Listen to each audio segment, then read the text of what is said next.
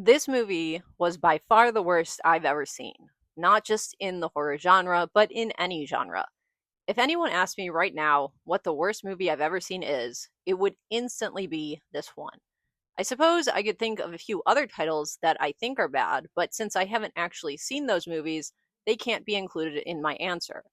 Where do I even start with how terrible this movie is? First and foremost, nothing comes at night. Nothing ever happens. This movie is a big pile of nothing. A nothing burger, as the kids would say. It's a heap of word vomit and pretentious scenes that don't add up to a coherent story, no matter how hard you try to make sense of it. I remember when I saw it in the theater. My friend kept wanting to leave because it was that bad.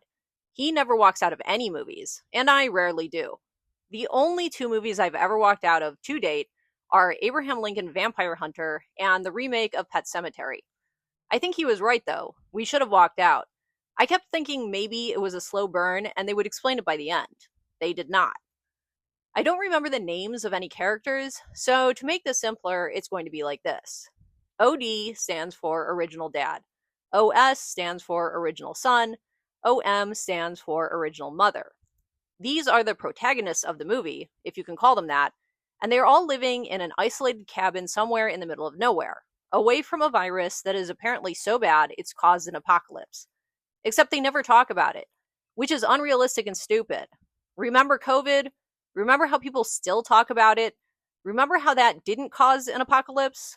Yes, well, that's why it's not realistic.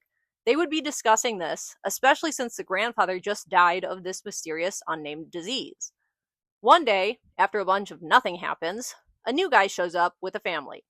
For simplicity, I will refer to them as NG, new guy, NK, new kid, and M, new mother. When OD sees NG on his property, he gets violent and paranoid, insisting that NG must be sick. Instead of being rational in any way a normal person would, OD decides to tie NG to a tree for like 48 hours to watch him. Not talk to him or anything, just leave him out there to see if he's infected.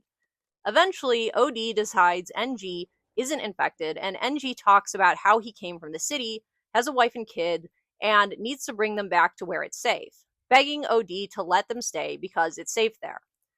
OD doesn't have any questions about the city, the state of the world, the news, or the virus. Mostly all OD does is hassle NG about how he's either infected or working against them. NG explains that they have been staying with his brother, but he got sick and they had to leave. Now they are out of food and supplies and just need help. Eventually, NG convinces OD to let him stay and help. NG, OD, and OS get into the truck and head out to where NG's wife and kid are. On the way there, they get randomly attacked by bandits in the woods. It is painfully clear that NG has nothing to do with this because he's fighting for his life alongside the others in the truck. Yet, OD is overly paranoid, convinced NG set them up, and has everything to do with these bandits. For no reason. Seriously, I watched this scene at least twice, and I don't know how OD got this idea, but maybe they needed to pad the runtime. Eventually, they get to NG's wife and kid and head back to the cabin in the middle of nowhere. A bunch of nothing happens. Then, at some point, when OD and OS are chopping wood or something, the dog they own seemingly reacts to something it sees or hears in the woods. The dog goes crazy on its leash and somehow gets away to run after this thing. OD and OS go after the dog, but eventually it starts to get dark, and OD insists that they have to go back because it's not safe outside at night. This establishes, even if the movie doesn't like it, that there's something in the woods and that it's dangerous at night, because hence the title, right? Except, if you were hoping for this to be explained, keep hoping, because it isn't. There isn't anything in the woods, and nothing happens at night. Not that night or any other night in the movie. Nothing happens. I can't stress how much nothing actually happens in this movie. Around this time, OS starts having either hallucinations, nightmares, dreams, or is really doing stuff at night, but they never explain the context of that either. Is he sleepwalking? Is it a dream? Is it a hallucination? Who knows? I don't think the movie even knows. He's also having either sexual fantasies about NM or actually having sex with her. Once again, the movie doesn't explain what's real or fake, so I don't know. I can't tell you what's going on. A night or two after the dog runs away, OS is awake and wandering around the house and sees that a door is open. It leads to a shed attached to the house. He goes into the shed area and sees the dog lying on the ground, cut open and bleeding, clearly wounded by something. If you're watching this movie for the first time, you'd obviously think that whatever the dog was running after in the woods did this to him. Except none of that gets explained either. Even though the dog is clearly wounded by what looks like a knife, OD keeps saying the dog is sick and they have to get rid of it. After this, a whole debate starts about how that door was open in the first place. There is an argument that NK opened the door, which isn't possible. NK is maybe 3 or 4 years old and would never have been tall enough to reach the latch on the door. The more likely answer is that OS did it. Except OD and OM absolutely refuse to see any logic here and keep insisting this kid, who is at most 3 feet tall, reached a latch he never could have reached and opened the door to let the dog back in. They all jump to the conclusion that NG's family is infected, though they don't say why or how they know this or think this, and decide all of them must be quarantined for a few days.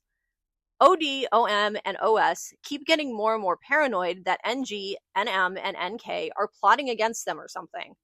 Around this time, NG tells them that they want to leave. They'll just leave and it'll be fine. The only problem is that, once again, for no reason, OD and OM think these people are infected. They don't have a reason, they just say that. NG wants to get out of there, tells them again that they'll just leave. Yet, this isn't good enough for whatever reason, and OD grabs his gun, intent on shooting the little kid that they think is infected, because why not? NG tries to fight off OD, but gets shot. OD runs after NM, who is carrying her kid, and shoots at her. Keep in mind how this is set up. NM is running away from OD, who has a gun aimed at her back. This kid, as I mentioned, is small. Yet, somehow, OD fires a magical bullet that goes all the way around NM's body and hits the kid in the head, because when he fires this shot, you hear a scream about how her baby is dead.